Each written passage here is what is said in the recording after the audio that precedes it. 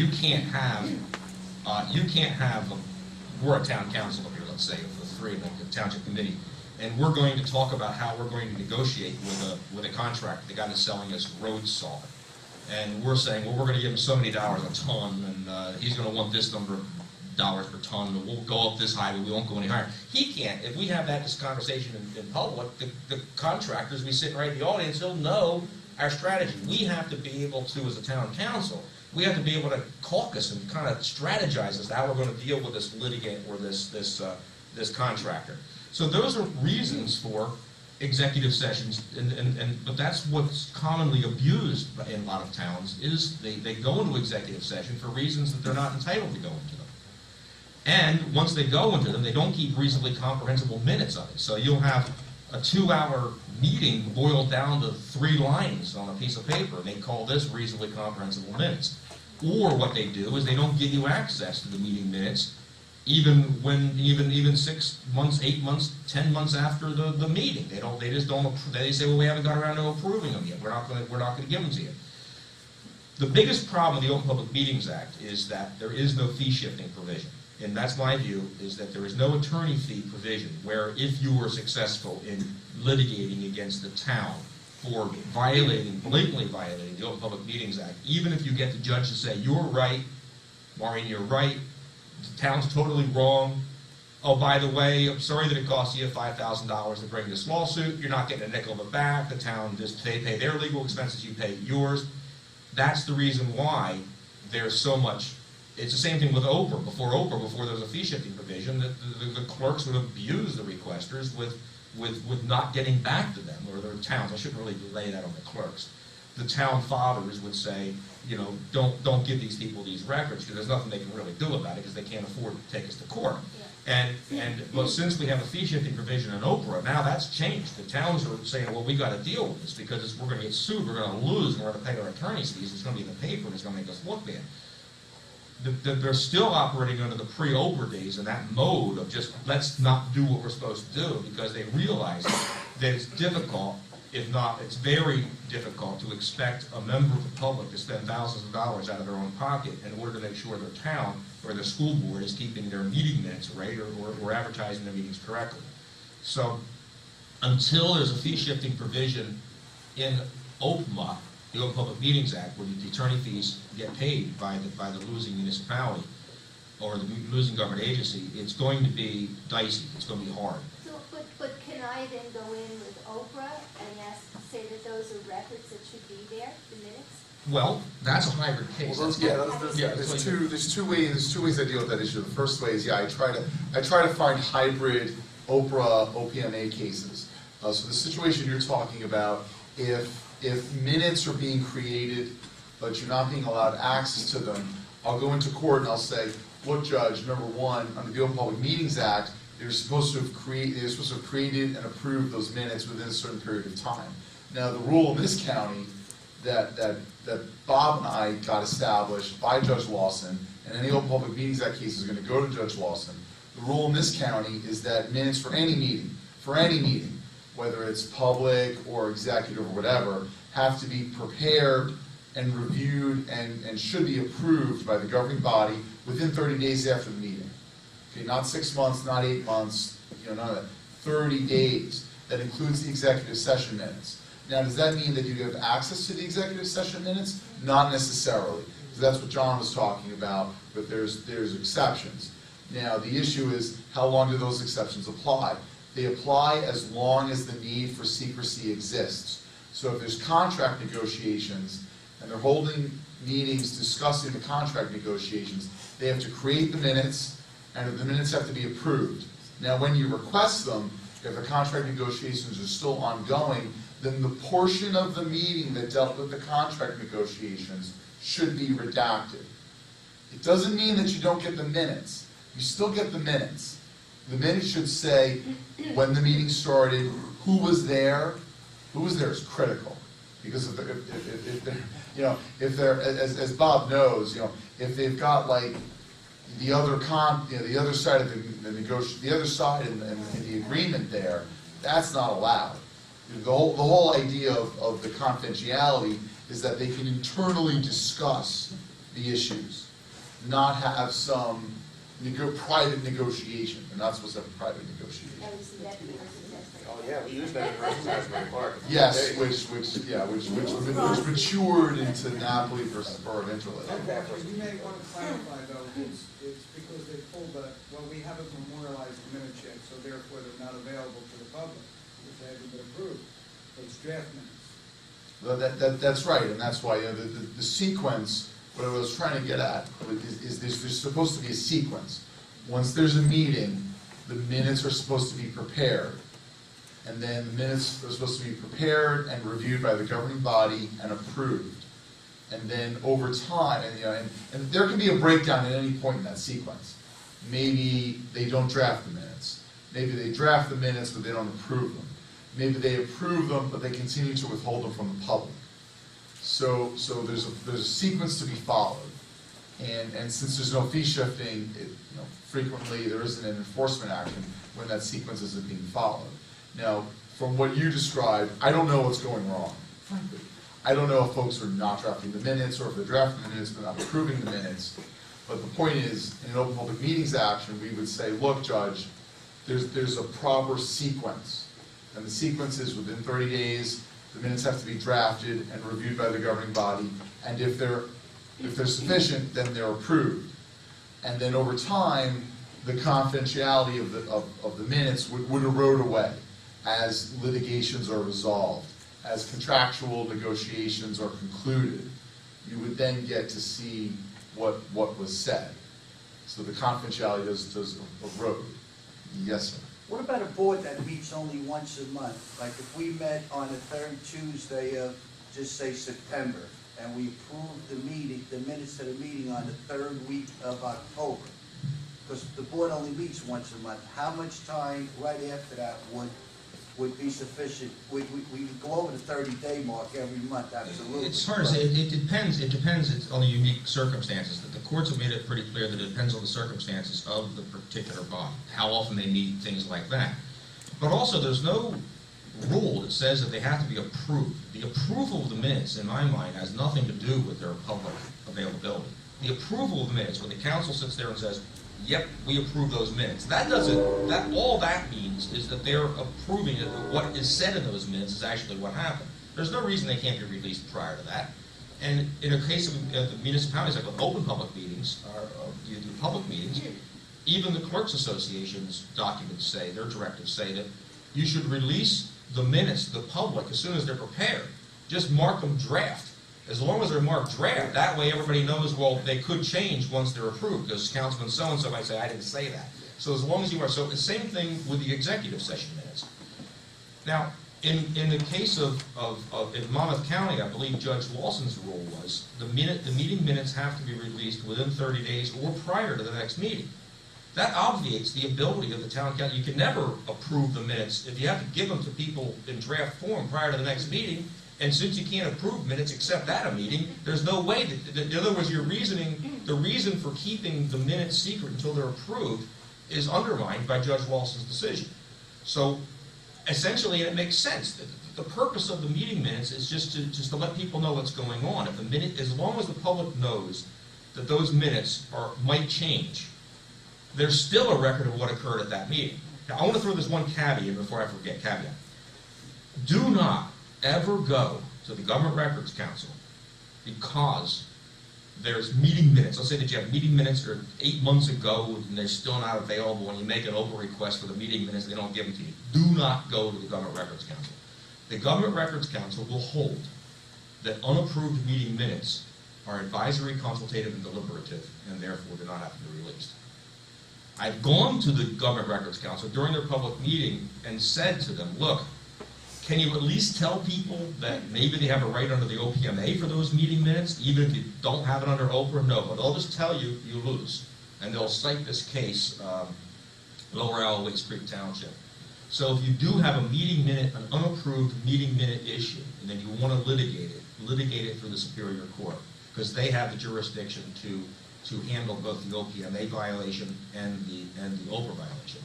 What I'm trying to do is to build up a body of case law in each county.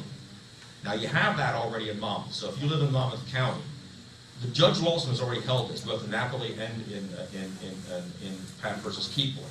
Okay, he said this is what you got to do. This is the rule. He says the rule in Monmouth County is this: 30 days or before your next meeting, whichever is first.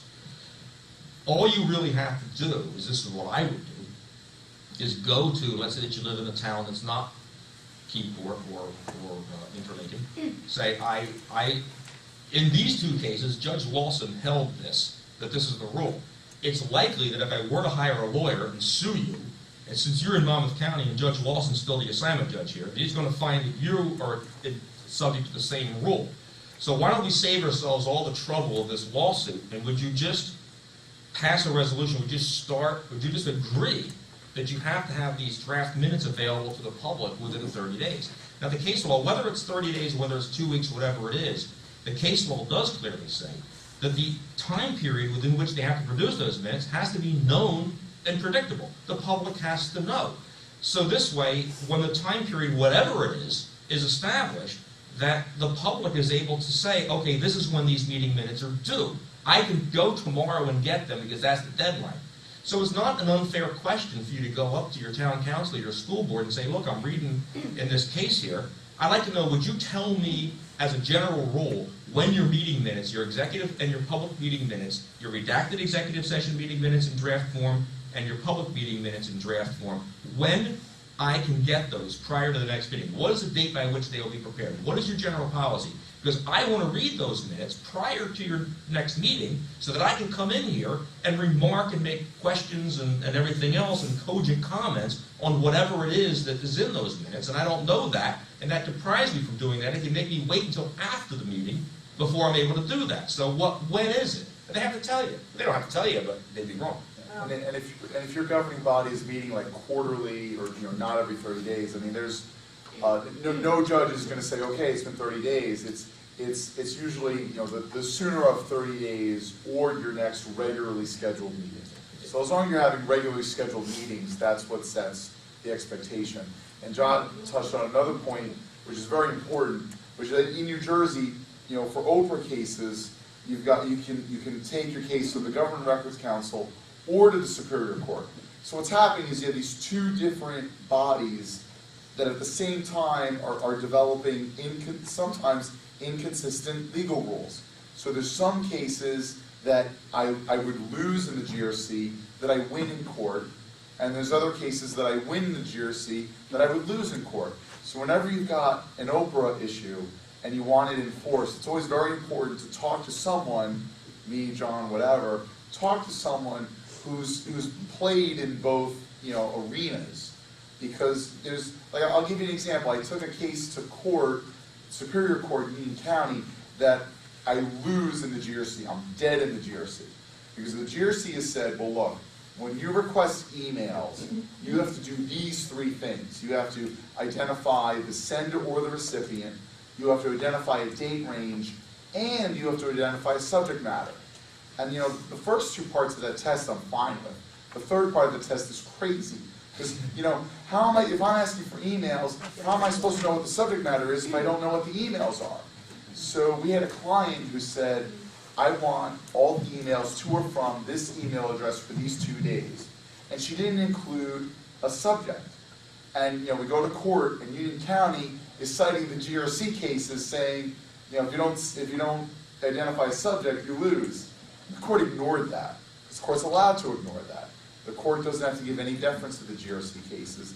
And we go to court, and the court didn't yell at the Union County Council, but was very short with them and said, look, they gave you an email address, they gave you a mailbox, they said all emails to or from on these particular dates, so why can't you give them the emails? And we got an order telling them to get the emails. So again, that's a case I'm dead in the GRC, but I win in Superior Court. So you always have to watch for that. Just like what John says, in Superior Court, you can get the draft minutes, but you're dead in the GRC. So you never want to be in a situation where you lose a case simply because you chose the wrong form. And also with the Superior Court, under the Open Public Meetings Act, they can issue injunctions. And that's an important thing. Which is critical, because you can turn, the Open Public Meetings Act has no fee shifting. But if you can go to court and you can get an order from a judge saying, look, Mr. Clerk or Mr. Borough, I'm going to either enjoin you from violating the law, or even just get a court order, where the court order says, don't violate the law in the future.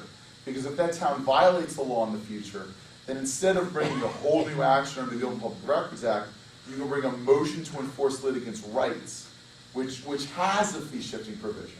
So you can turn a non-fee shifting case into a fee-shifting case by when you brought the first lawsuit, get an injunction and get an order. And a trick that I played, and I did this successfully against the New Jersey Department of Environmental Protection. We go to court, and the the Attorney General is saying, look, Judge, we made mistakes, but we fixed them. We know we got it wrong, but we're doing okay now. We fixed them. And I get up and I say, well, Judge, if they admit that they made mistakes and they admit that they fixed them, then they should have no opposition to an order from you telling them not to do it in the future. The judge was like, yeah, that's a great idea. So I got the order, and I just turned it from a non-fee shifting case to a potential fee shifting case, because I can style it as a motion to enforce litigants' rights. Why don't we go with? Given that OPMA lacks the provision for recovery at this time, John, could you elucidate a bit on the idea, if it's a blatant case of sunshine violation, of informing or providing the information to a prosecutor or a county prosecutor? And what's the likelihood of success in that scenario? It depends on the prosecutor. I found that there was really only one prosecutor in Union County, believe it or not, Union County is actually really interested in enforcing the Open Public Meetings Act.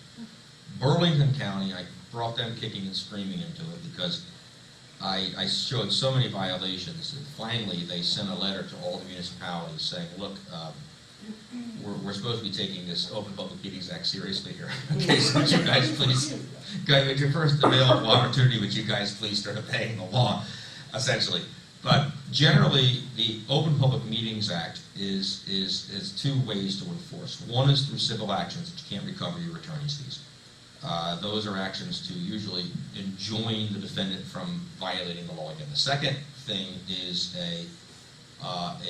well, actually three things. The second one is to void out something the municipality or the school board did because they didn't abide by the Open Public Meetings Act. So let's say that they hold a secret meeting and they make a decision. You would have that decision voided because the meeting was illegal, that kind of a thing. The third way is through imposition of $100 to $500 penalties upon officials who knowingly violate the Open Public Meetings Act. I have never in my life ever heard of any instance where any prosecutor in any county has ever assessed such a penalty against any official anywhere. The prosecutors simply do not enforce it.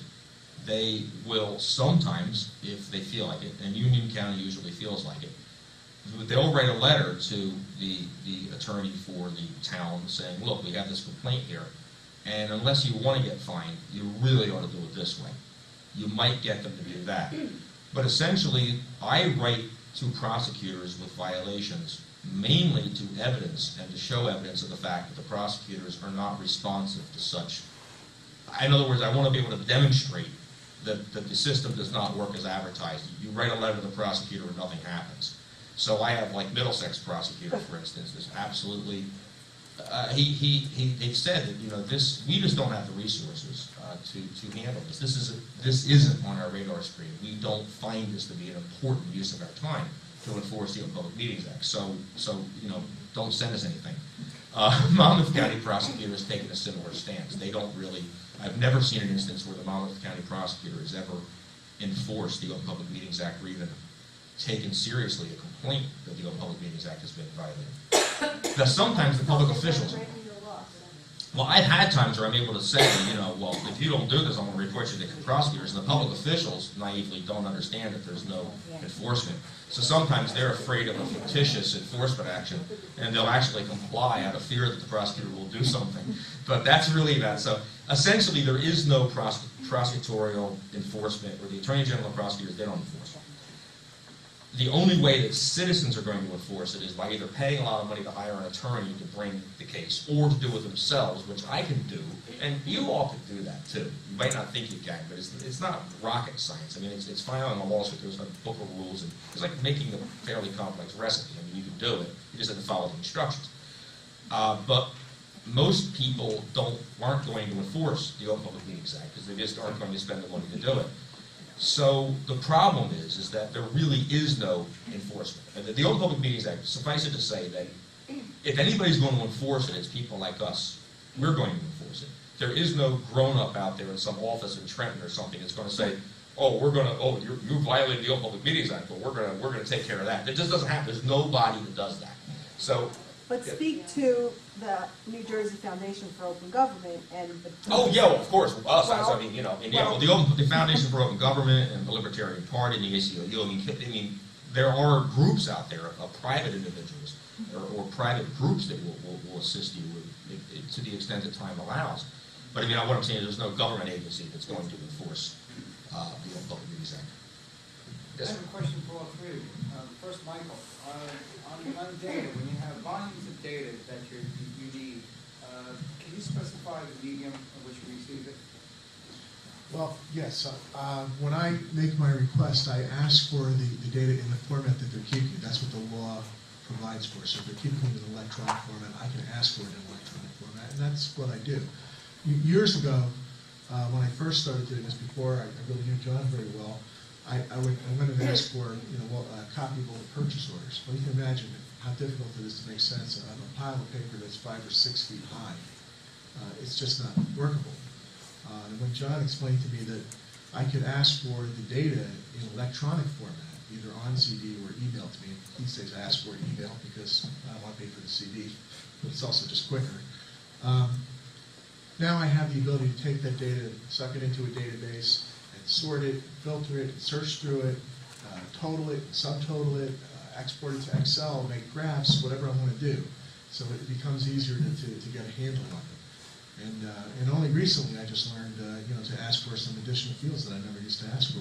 When I would ask for a check register, I never asked for what budget the spending was against and what line item in the budget it was against. And if you have that information, now you can compare what they spent to what they budgeted to spend. Let's go a little bit further. Yeah.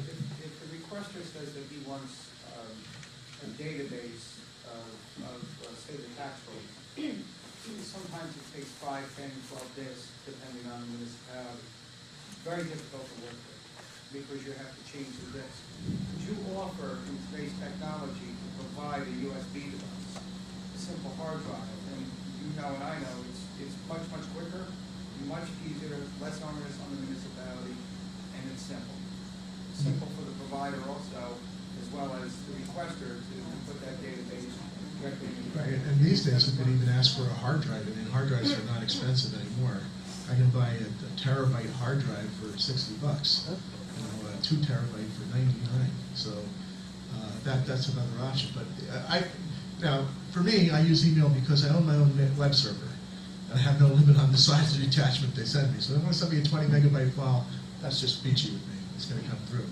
Not everybody has that option. What you're doing is you're giving them, by making a request on a hard drive or a USB thumb drive, you're giving them outs. You're giving them a lot of ways that they can kick up a lot of dust and bring up a lot of red herrings. Like, for instance, they will say, if you provide us with a hard drive, how do we know that you didn't infect it with some sort of a terrible virus that's going to bring the entire municipality to its knees? Yeah, something like that. They turn it into a security. They're going to turn it into a security issue.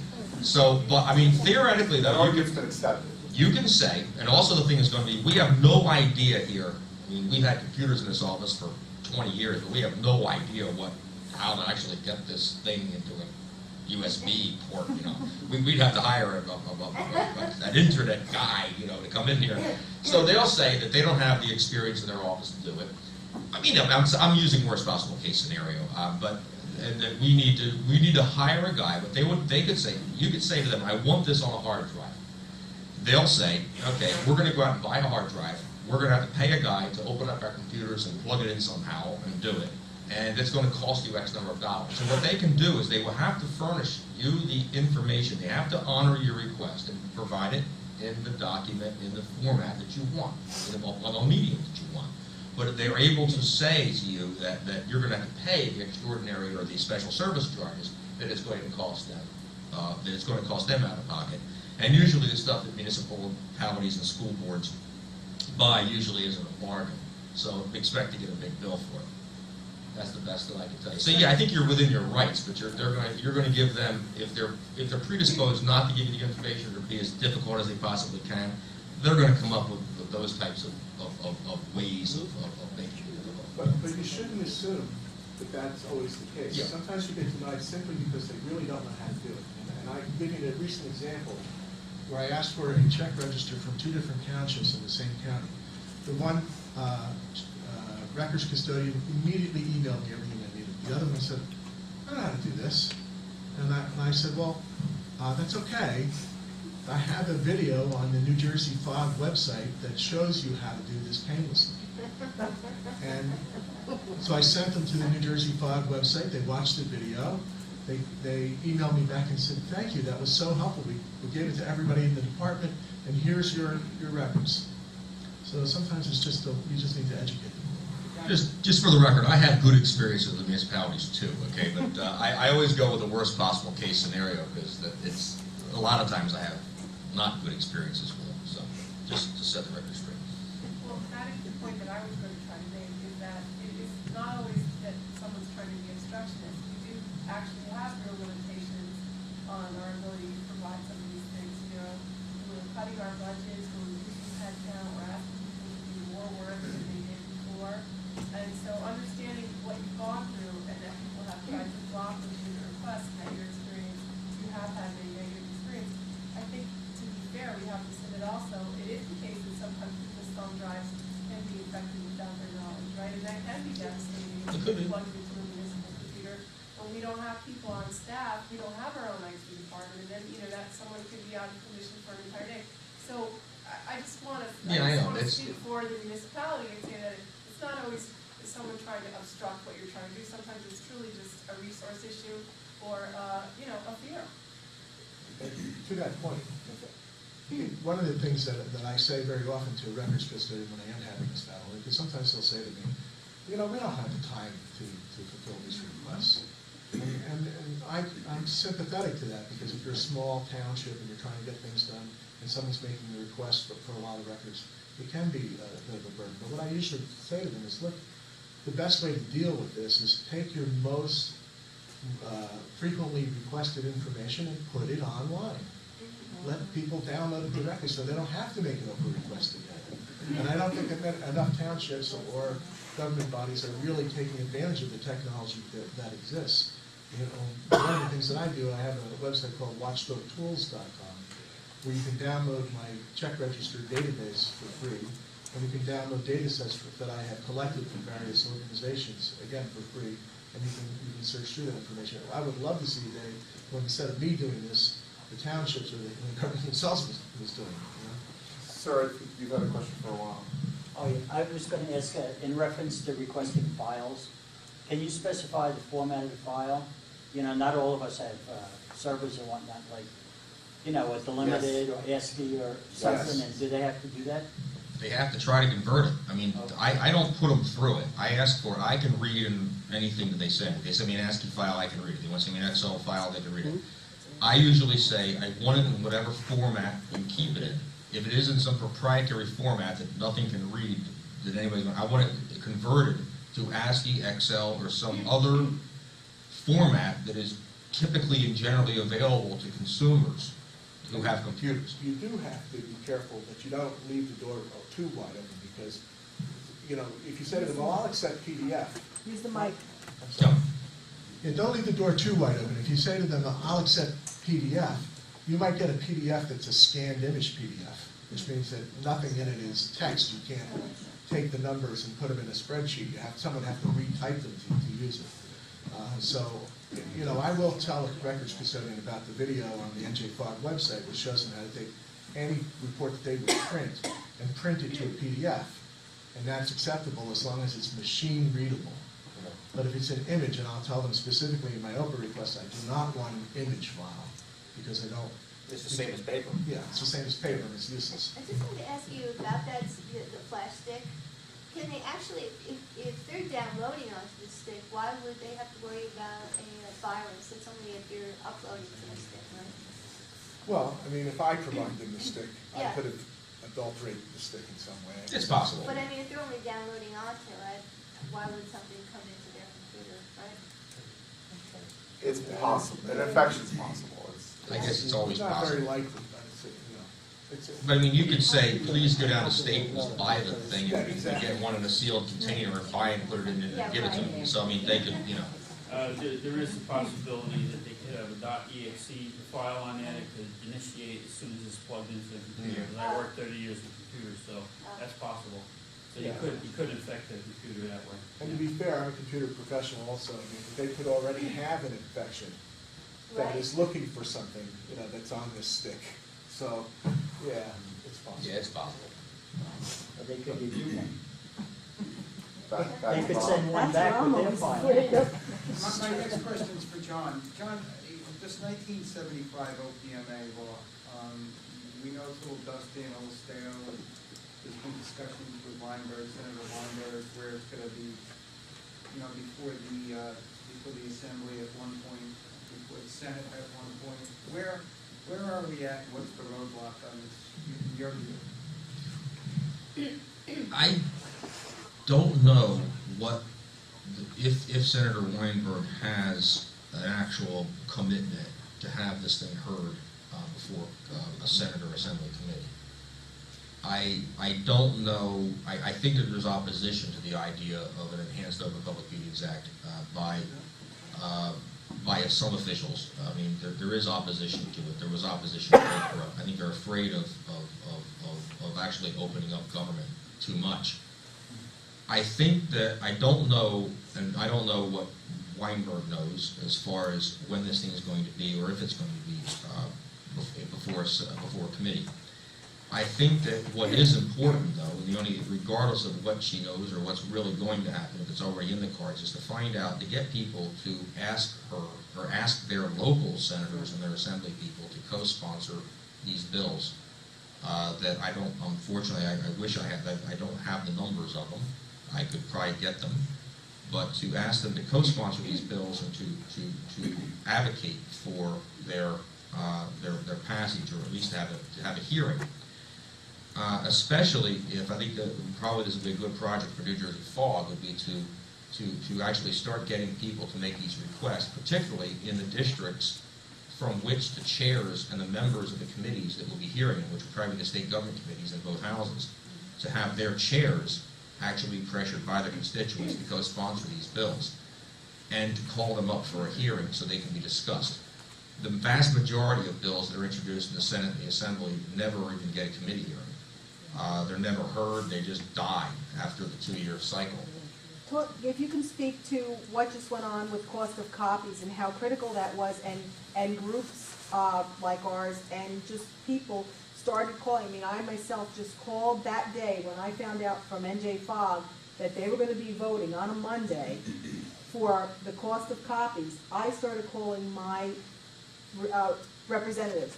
They didn't even know what they were going to be voting on that day. But if you make a call to your representative and you say, you're going to be voting on this legislation, you may not talk to them, but you'll talk to one of their staff, and they will get back to you. I called 3 people. They got back to me. They didn't know, but they found out. And they knew that there was a citizen, or a number of citizens that were interested in that legislation, and that legislation passed. You can just... Actually, I don't have to, you just did. Yeah. But I think that I find the legislators to be surprisingly responsive and wanting to serve their constituency. I mean, if you ask them a question, I mean, if you say, they don't get as many requests as you think they get. They're not as unavailable as you think they might be. They actually have offices, and they do have a staff of people. And it's good to familiarize them with the laws. They might not even know it's in the legislature. If you can say, this is a problem I'm having with my town refuses to do this, and this law would make them do that, this is a good reason to do it, I mean, they're going to listen to you. So I think that it's a good idea for people to get, and I think it's actually a better idea for NJFOG to put on our website, these are the bills, this is why they're good, this is who you call, and make the call, and try to encourage people to do that on an ongoing basis, especially, again, the committee chair gets to decide what bills get called up for a hearing. If the committee chair decides never to call the bill for a hearing, you don't get heard.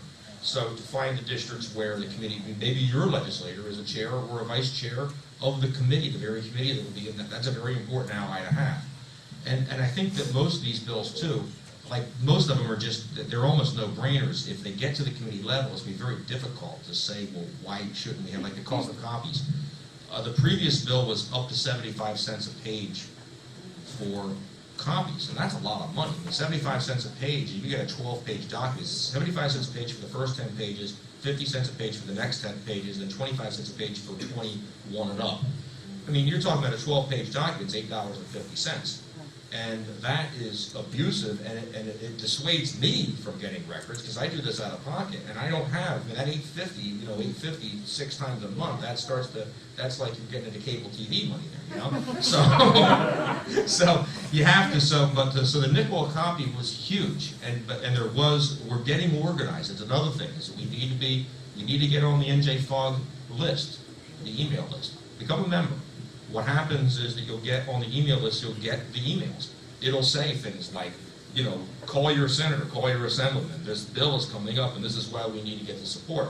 So we are able to rapidly deploy, we're able to get information out there very quickly. If there's a court case that is beneficial, we're able to get it out to everybody quickly. So it's important to get on the email lists and to I maintain my own list. Anybody wants to give me a slip of paper with their email on, I'll put them on. And I try to bring people up to date on, like, this is what's happening now. So communication is the key, and if we can have it where we can send an email request out and get 500 people to call their legislators right away and say this is an important bill, we're starting to wield some clout. So I don't know where the bill is the short answer to the question. I'm not sure. All I know is that I haven't heard it's coming up for a hearing. I haven't heard any sort of rumblings about it. And I think that it highlights one of the things that we need to do more effectively is to get this legislation where it's being taken seriously by Trenton. John, I know that the ACLU and NJFOG has looked over the bill and they have made some requests for additions and on the bill, and they're trying to get a meeting with Senator Weinberg. And Weinberg has actually reached out to NJFOG, New Jersey Foundation for Open Government, and the ACLU. But again, it's really, we've been doing this for over a year. What we really need are people like you who we all have a stake in this, that if you get onto the NJFOG list to get updates, but then, people always say, well, what can I do? What is it exactly that I need to do to put this forward? Just call your representatives. That is so valuable. And again, if they start hearing from different people, 2 or 3 people call on an open public records situation or open public meetings, they listen, because that means there's some activity and some energy out there in the public, and they will respond. And a lot of them, and there are some, and there are wonderful, wonderful representatives out there and public officials. But there are a lot that won't do it unless we ask them to, unless they know that we're watching.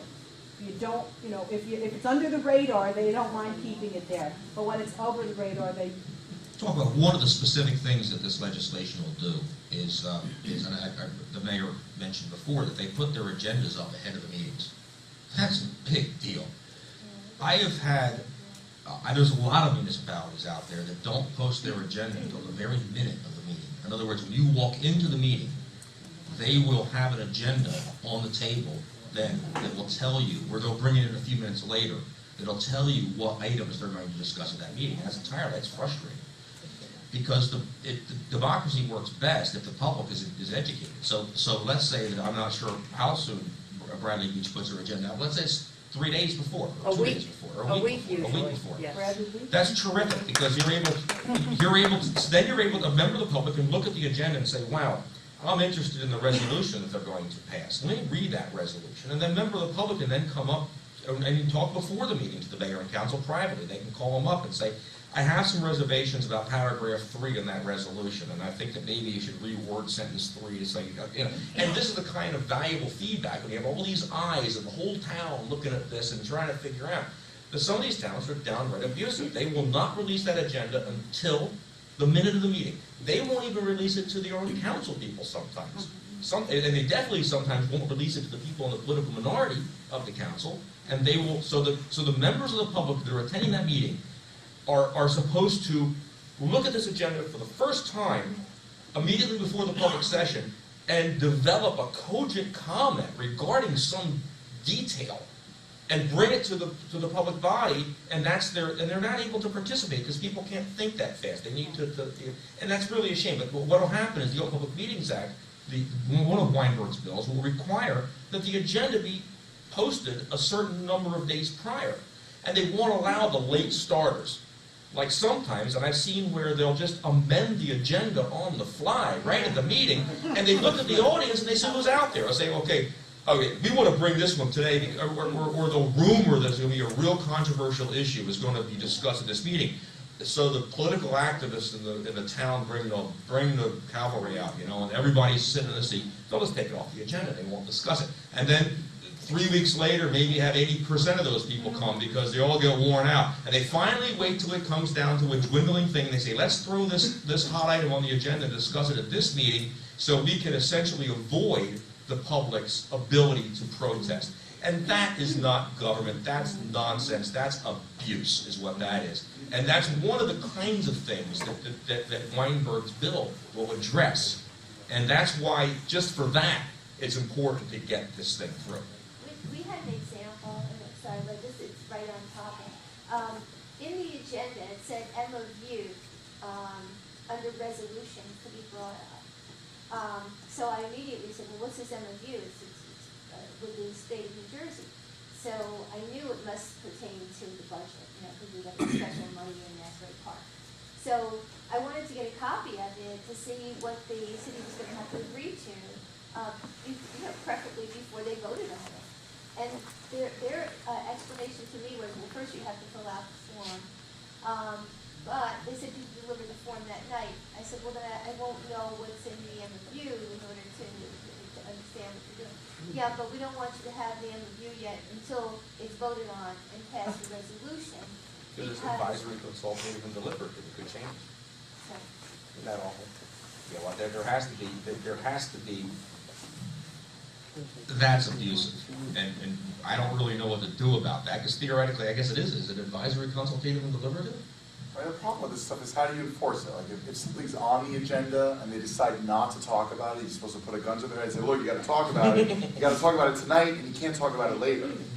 On the other hand, if something's not on the agenda, but truth comes up, and they talk about it, you say, well, it wasn't on the agenda, so you can't talk about it.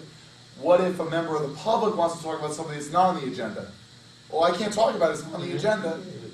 So it's a very tricky issue. It's a very tricky issue. I know you guys are getting sandbagged. I know that. But how do you enforce that? Very difficult to me.